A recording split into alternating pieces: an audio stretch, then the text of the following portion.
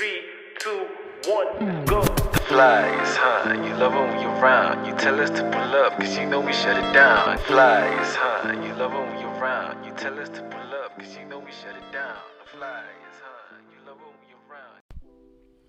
Hi everyone, and welcome to a scheduled but not scheduled episode. Because, I really didn't have an episode scheduled in the books, but today is Friday, and I did feel it in my spirit to come talk to you guys. So, welcome to another episode of the Curvy Chick Chronicles. Woo! This is episode 3 of season 2. Now, I know we took quite a hiatus, unexpected, unplanned, but that's the thing with life. Sometimes life just starts lifing. You make plans, and obviously plans tend to fall apart sometimes. So here we are. I think this is about a month after episode 2. And I really just felt a conviction as I lit my candles and did my bedtime talk to you guys, and really just, I think, work through some things in my mind. Because you guys know Curvy Chat Fridays really is about you guys being my therapist, okay? Talking about things that are bothering me, things that are happening in today's world, things that you may also have issues with. Yeah, so come on.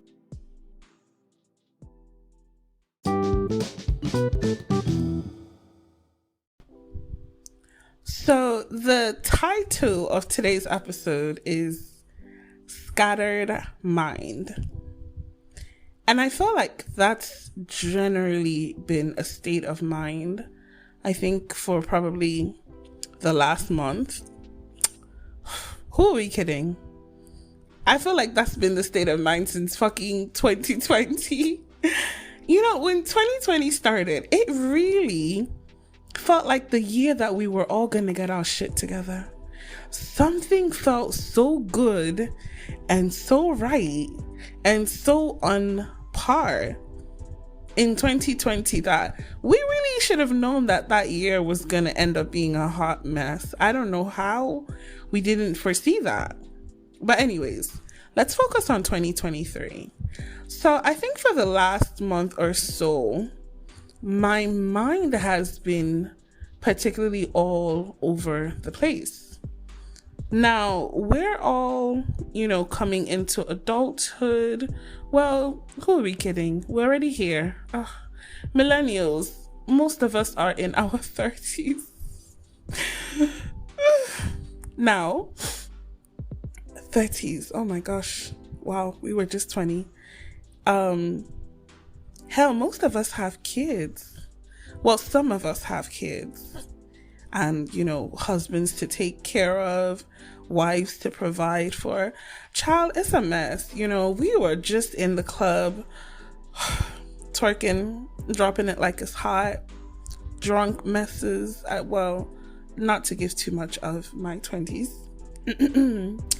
But it was all so simple, and we had the good pop, lock, and drop it knees and everything. And now, child, you go to stand up, your back, your knees, you wake up in the morning, it's your neck, it's your head, it's a mess, okay?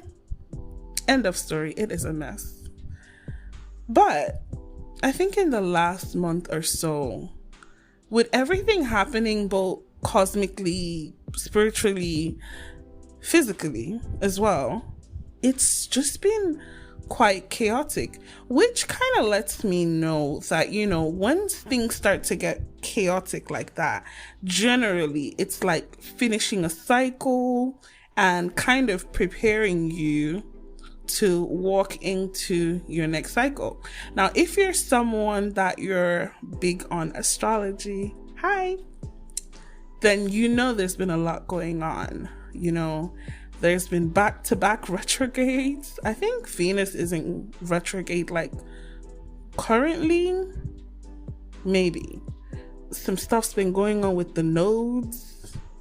We have a new moon in Cancer, which probably is responsible for this episode. Because I feel like this episode is going to get like very real and like, vulnerable. And on a normal day, my Capricorn ass would not indulge in that, but we're going to do it today. So there's just been a lot going on. And then you now also come to terms with what is going on in the physical. Oh my God. If you're in Nigeria, I just want to hug you. Like, we are going through it. Child, we are going through it. Our new president had the audacity to, because I'm not really buying this fuel subsidy story. So as far as I'm concerned, he's the one that decided to carry fuel from 197 to, I think it's currently 617 now. So you can imagine that's like a 300. I'm so horrible at math. I feel like it's a 200. Is it 200 or 300% increase? Somebody run that by me. Meanwhile, the economy is freaking crumbling. Don't get me started on dollar. Dollar is now selling at 800 and something naira to $1. I don't know what we business owners are going to do. At this point, I'm about ready to dust my red, shiny leather boots, pick out a very hot black mini skirt, go and buy like a pack of bubblegum chewing gum, and like a very shiny Kanekalon, maybe Yaki Darling wig, yes. And then just, what corner is the best in Lagos really? Is it Lekki 1? Is it Farm City?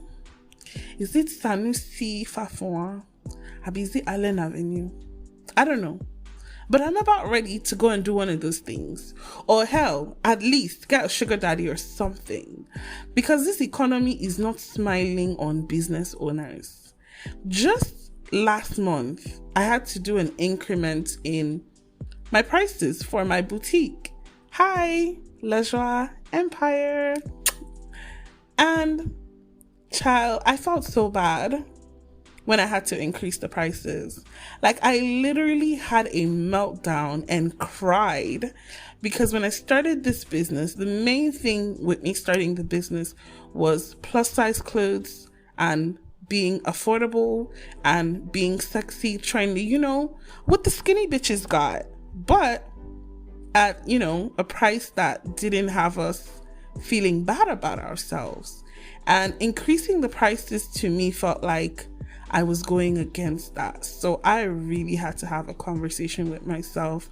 And I'm so happy that my clients understood. I mean, they all live in this country. Everybody's seeing this train wreck that's happening before our eyes. So what do you mean? And, I did that. And now it really feels like I'm at this crossroad where I don't know what to do because the dollar keeps doing a thing. And it's like, what do you do? Do you just keep increasing prices? Do you pause?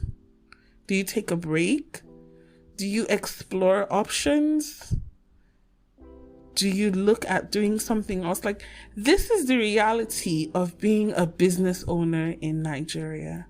Literally anything can happen at any minute that changes the fucking infrastructure, dynamic, and everything about your business and how you run your business. And guess what? Because Nigerians are so resilient and we're so suffering and smiling, we'll just roll with the punches and, keep going. And it's really getting to a point where it's like, what does one really do? I think I'm going to call it an existential crisis. Because you get to a point when life, has really lifed you. And you're really wondering, how did I get here? Did I send my parents a message? Did I ask them to bring me here? I was minding my business, maybe in heaven, chilling, maxing, relaxing, paxing. The next thing, you're here. One day, you're chilling in heaven. The next day, not even the next day, the next minute, a fucking doctor is like smacking you on the ass so you could cry. Then it's really like low-key downhill from there. You go through the babyhood, everything is all nice and sweet. Just as you start to enjoy yourself, it's like life is like, enjoy you, but don't enjoy too much. Because just as you start to enjoy the babyhood, bam, they've brought school uniform. That's the worst. That is really where things took a turn.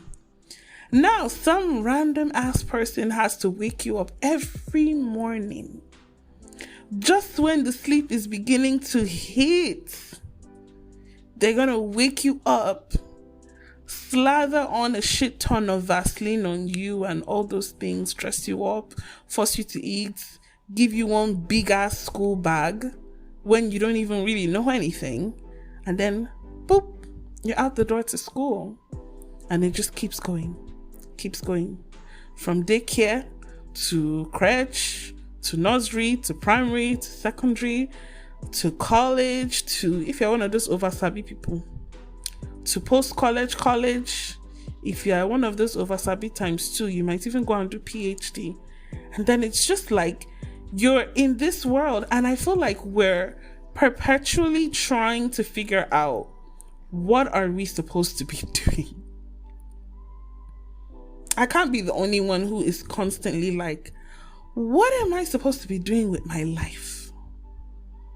Somebody, anybody, give me a clue. Sometimes you feel like, okay, I'm walking in my purpose. Like, you're doing the damn thing, which essentially is still you kind of winging it, because you still have those moments where you're like, oh, it looks like I'm doing the damn thing, but I really don't know what I'm doing. I'm just winging shit, and sometimes it works out, sometimes it doesn't work out. Yeah. So even when it feels like that, there's still that thought at the back of our head that's like, what am I doing? What am I supposed to be doing? Am I doing what I'm supposed to be doing? And I feel like we all have this question. We all really don't have direction. We're all just kind of like, well, make I try this one. Make I try this one. Make I try that one. It's exhausting trying to figure out how to adult as an adult. Then you're now throwing all the other different things that happen as well. You factor in a social life. You got to deal with friends. And honey, if you're still in your 20s, you go still past the level where you go meet the backstabbing friends, the frenemies, the envious friends, the friends that wish they were you, the friends that are competing with you, the friends that are witches, but no, because the same with them as they fly, the friends that will betray you, and there's still some, as a wise person was said, now who best friend never deal with, they carry best friend. A word is enough for the wise. So you're still going to deal with that and navigate knowing who has your best interest, learning, which sometimes you're going to learn from experience. You won't always learn from somebody else's gist. You get some kind of things where you go experience and it go read you for eye, then you'll be like, oh wow, now me person do this thing. Then next time you will not lose guard. So you still have to go to those experiences, learning how to filter friendships that serve you, how to make the friendships that you actually need for life. Because there's a difference between friends that you go to party and you club with and friends that, like, if anything, sup, then go day. I hope you know that. I hope you know that. Those people that you are going to club with, tomorrow, if something happens, if he rents, my sister, my brother, whoever is listening, I'm so sorry to say that 80% of them no go show. There are friends that are there and just maintain doing the bare minimum so that they can maintain access to you. I call those people leeches and USB connection. They know they charge you, but they collect power. Then you have a situation where you have to learn how to make acquaintances, or should I say social friends. Those are the people that, oh, hi, would you by any chance happen to know somebody who works in blah, blah, blah? Oh, hi, I'm looking for an engineer. Those kinds of networking, very essential in adult life, because those are the people that you can liaise with that will be able to help you grow when it is that you do figure out what your career or what your purpose in life is. So while you're still doing all those things, you will still also be dating. Oh my God. This dating one, I the one where they off me pass, because in fact, there is no actual way that I can say this is the way to date right. Because when it comes to dating, it's really one of those luck things.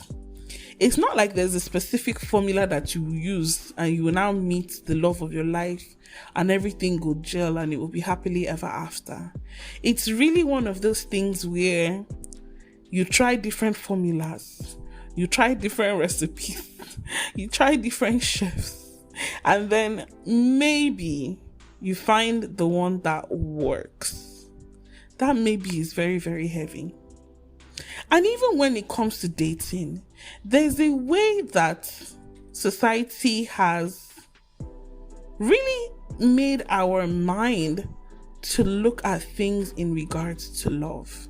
So even in that dating, you have a lot of learning and unlearning to do if what you desire is a healthy relationship. You might be somebody, i.e., like me, you might come from a broken home where your parents are not together, your parents are divorced. Early on in life, you will not know that that is going to impact how you relationship in relationships. But it's something that definitely comes back to haunt you, to teach you, to help you. I don't know, but it comes back. And you have to really be able to filter, what do I need? What do I not need? What do I need to unlearn? What do I need to relearn? What do I need to forgive? What do I need to embrace? Because I've been very vulnerable and I've been very open with you guys about, my therapy journey, my relationship with my dad, my relationship with men, how that has impacted my relationship with men, and generally how I love and my attachment styles. And it's something that is still going on, because I don't know if I would necessarily blame it on daddy issues, but I find that I never relax in love for some reason. Like, some people fall in love and they just like, I love him. Da, da, da, da, da. I'm always waiting for the other shoe to drop. Yeah. Which essentially, of course, is fight or flight mode, aka fearful avoidant attachment style. Google attachment styles, take a quiz, know your attachment style, know your triggers, know how to work through it, know what you need to be in a healthy relationship with your partners. You're welcome. Sidebar. So, I never relax in love. Like, I'm always like, waiting for the other shoe to drop. And I really had to go to therapy and take an introspective look to really see that what that was also self-sabotaging. Because waiting for the other shoe to drop, it's almost like I either know ahead of time that the situation is going to be a dud, and I purposely just like, okay, well, let me go for the ride. Meaning that I unintentionally, or should I say subconsciously, seek out those partners that are A, either emotionally unavailable, or B, not equipped to give me what I need to be secure in a relationship. And I will know these things pre-hand, and I will just kind of be like, let's see how that goes. And then, of course,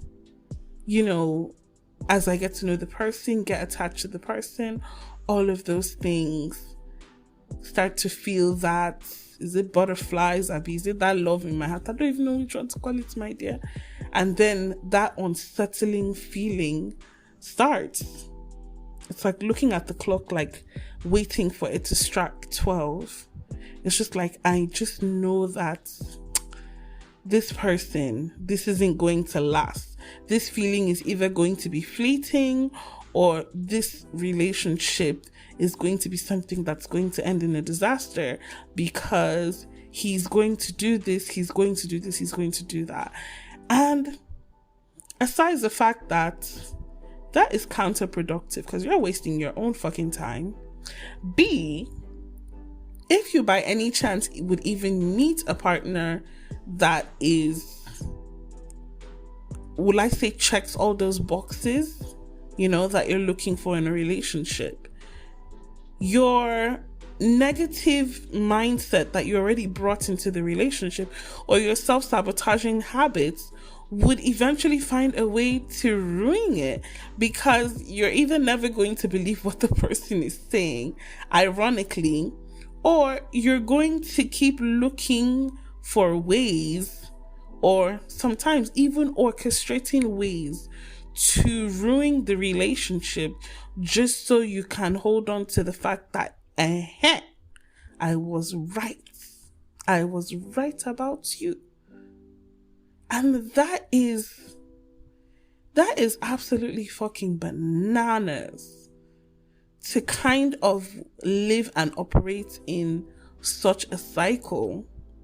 And the irony is that people like me that operate in cycles like this are people, I feel, that really have the most love to give, and are really desiring of that love that they have to give, and wanting to get that love back in return, but on some very twisted level, not feeling worthy enough of that love, or not viewing themselves as good enough to attract, keep, and maintain that love, or a partner who fulfills all those areas. And that's a very shitty feeling. So sometimes you find yourself that you're seeking out men that, this situation is not a commitment situation. This man is emotionally unavailable. No, you cannot change him. You cannot fix him. You're not a carpenter. You're not Jesus. You cannot. Rest in Jesus' name. Fix yourself first. Because dealing with or pulling in men that you have this, I'm going to fix him, really is also a decoy so that you don't really have to turn the mirror, face yourself, and do the work you need to do on yourself. So you turn that mirror to him, you focus on that while you continue being a hot mess in life. Okay? I know I'm preaching to somebody. I know I'm preaching to one of my toxic sisters out here. I know. And that's why you listen, you're like, yeah, girl. So it's a very weird way to relationship in relationships. But then how do you fix it? How do you change that? How do you evolve past that? Because I really feel like if you continue to navigate relationships in that headspace and in that mind space, it really now becomes some sort of, should I say, karmic lesson, or like a lesson the universe wants you to learn.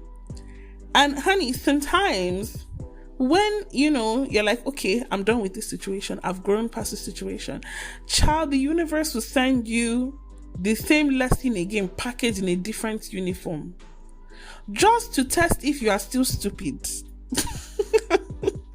And half the time, let's not lie, we still be stupid.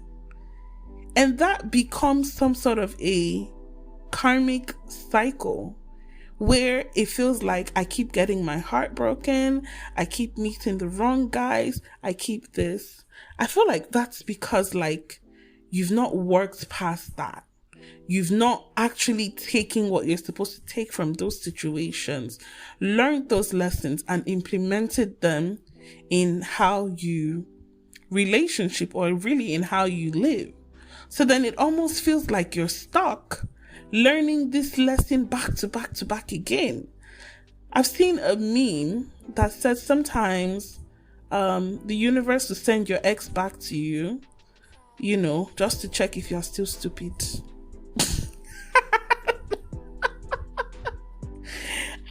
And, oh my goodness. Sometimes it's not even your ex. Sometimes it's like, when somebody says, I don't have a type, but then they okay, I'm going to use drinks. Someone is like, I don't have a type, but then you see them drinking 7-Up, ginger ale, Sierra Mist, bitter lemon, Sprite, all those drinks, green bottle, clear flavored drinks. They're just a different packaging, but essentially it's the same bottom line thing. So sometimes they will send you back that same package. I've been in situations like that where months later, I'm thinking about stuff and I'm like, what the fuck? Then it dawns on me that maybe this person and this person and this person, they were all essentially the same type of person, just in different packages. And I'm like, oh my goodness. So how to work past that? Because then you'll be in a situation where you'll be feeling like, man, the universe is beating my ass. It feels that way sometimes. You really get into a mindset of can I catch a break? I know I felt that way. There's a lot going on cosmically. While it's been good, let me not say it's not been good. It's also in part been bad. But I think that's what's called balance. You need to get into a place where you're able to keep moving, learning things, dropping what you don't need, picking up what you need. I've been trying to do a lot of that lately, and that's why I feel like this conversation I'm having with you guys is very important. Because one of the things that I feel I'm supposed to do in this life is essentially use my situations or use my stories to help other people. Like half the time shit happens to me and I'm like, well, that's a story for my grandkids, you know? Like at least I'll have fun stories for my grandkids. So I feel like some things happen and I'm supposed to help somebody else work through that while I'm working through it sometimes. So it felt like life is really lifing. Like, what's going on? Can somebody catch a break? Cosmically, spiritually, there's always evolvement going on. Learning new things, unlearning what you don't need. I feel like adulthood is also you having to drop a lot of the things that your parents may have programmed in your mind and really learning your own ways to think, your own ways to see the world, and your own ways to operate. Basically, your own values. I grew up in a staunch Catholic home. Don't get me wrong, I'm still Catholic, right? But I've grown and evolved into a place where spirituality is more than just being a Catholic to me. It's more than just waking up and going to Mass on Sunday. Spirituality is learning how to pray, how to talk to God, and listening for God and the Holy Spirit to talk back to you. Spirituality is learning how to pay obeisance to my ancestors, the people that came before me, my forefathers, my spirit guides, honoring my previous selves, because I don't know about you, but I definitely believe that all of us have been here several times. Some of us are here working to finish maybe a karmic cycle or finish a purpose that wasn't completed maybe in a past life. Some of us are here to right wrongs from a past life. Some of us are here to have new experiences from, finishing out a karmic cycle in a past life. Some of us are here to help people grow, to, servitude, things like that. So yeah, obeisance to your forefathers, to your spirit guides, to your ancestors, to the ones that came before you, to your past selves, because all of those things, all of those intricate pieces make up who you are. Spirituality for me now is learning how to marry all I have known as a Catholic and all I am learning as a spiritualist and as a traditionalist. Marrying the two, where my Igbo culture and my Igbo tradition and my Igbo spirituality doesn't feel dwindled or overshadowed by my Roman Catholic, should I say roots or teachings? Learning how to marry the two and be okay with that. Learning how to be spiritual and still be able to be who I am. Learning how to be spiritual and still also remembering that I am a person working through things. Learning how to marry my spiritual with being, okay, I'm this person, I'm dating, I'm living, I'm loving different things. All those things that have previously felt like conflicts, trying to learn how to merge them and be at peace with that.